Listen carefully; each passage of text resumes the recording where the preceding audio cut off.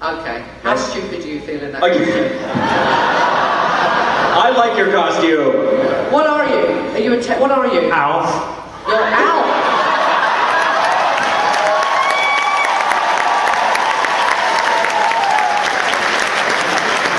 He's Asian American Alf. Even better. My question is for Michael. I read that some time ago that you're currently writing a script for a new Star Trek series, which I really look forward to seeing, where Worf is the captain of a Federation starship. Like, what's the stand on that, and like, what's the plot? Like, what's like?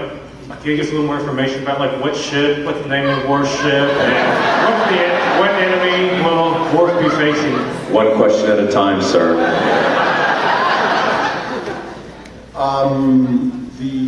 It was an idea that kind of started from a blog last year when I was doing a convention in Phoenix, and it wasn't captain of a federation. Basically, my idea was that that we delve more into the Klingon culture, and where the culture is has moved on. It's not what do you call it when a culture is all about one particular race? It's called something.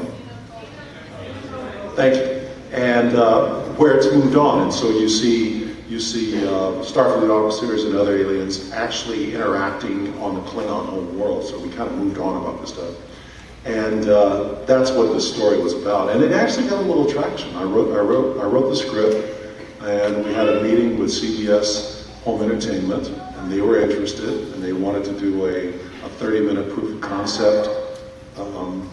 And then it ran into CBS, Paramount, and J.J. Abrams. And then it came to us. That was the end of the match. And then it came to a screeching halt. But Worf wasn't going to be. I can tell you the story. Worf wasn't. Don't tell him the story.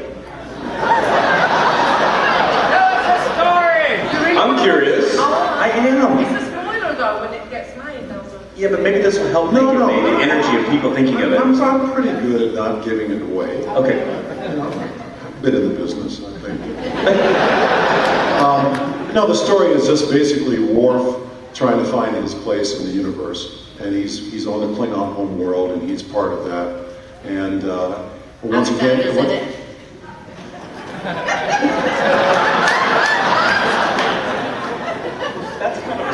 Spoiler, isn't it?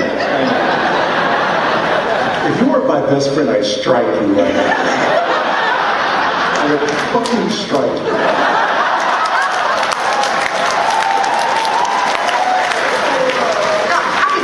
I can take it because you know how skinny he is now.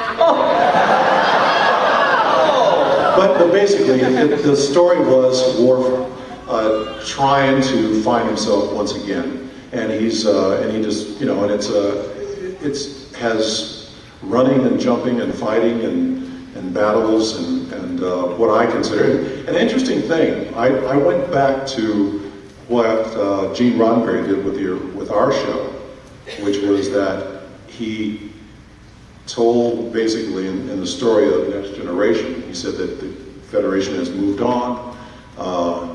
We have Klingons on the bridge, which is something that the fans went, oh my God, I can't believe this, And so I took a page from that and said, okay, the Klingon Empire has moved on, and they've had to change. They've had to make, or else they would, they're going to cease to be in existence. So, and that's kind of the story. But she read the script. It's really good.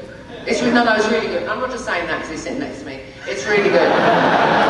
So that he knows Klingon better. I mean, not the actual language, but he knows Klingons and how Klingons should be better than anybody because he's the prototype. I'm sorry, but he's the prototype of our type of Klingon, right?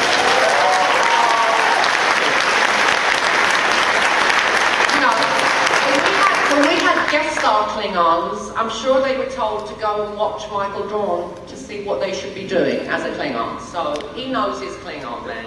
It's a really good script. But what? If you're going to heckle, enunciate.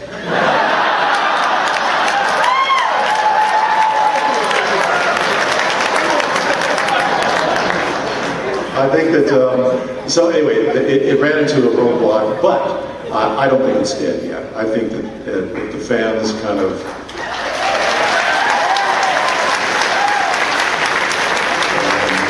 and I mean this just, you know, if you guys want to, then, you know, send letters and call them or whatever the case, and just inundate them with saying, hey, we really want to see this. And I think that once CBS is a corporation, and if they know they can make big money, they'll do it. So that's the story.